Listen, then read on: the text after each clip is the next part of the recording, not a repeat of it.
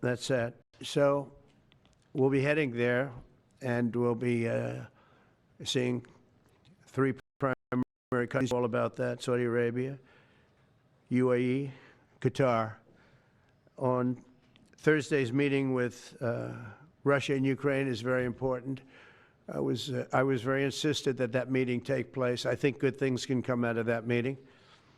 Stop the bloodshed of the horrible, it's a bloodbath.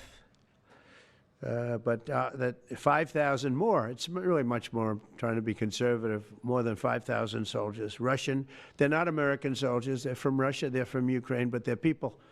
They're human souls, and they're being killed at levels that we haven't seen since the Second World War. And it's every week. A lot of drone fighting. It's a whole new form of warfare, and it's violent and vicious. And so that's it.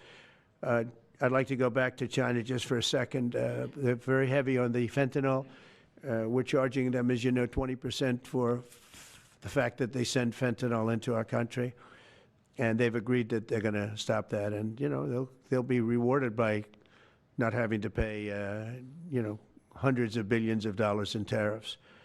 So the fentanyl should stop. It comes from China. It's amazing. And comes through our southern border, comes through our northern border too, comes through Canada, and comes through our southern border, much more through the southern border. But so that's a very important subject to me, because everybody in this room has lost friends or people that have family members that have died of fentanyl. So there's a big incentive for China to stop, and I take them at their word. They're going to work on that, I think, very hard. And one thing, when they work on something, they get it done. So now I'm about to depart on a historic visit. Some of you are going with us to, as I said, Saudi Arabia, Qatar, and United Arab Emirates. Before I do, I'll sign one of the most consequential executive orders in our country's history. I don't think there's ever been anything signed like this, certainly not with respect to health care, nothing even close. I'm delighted to be joined on this occasion by Secretary of Health and Human Services Robert F. Kennedy, Jr., who is doing a really good job, I have to tell you that. CMS Administrator, a friend of mine, Dr. Mehmet Oz,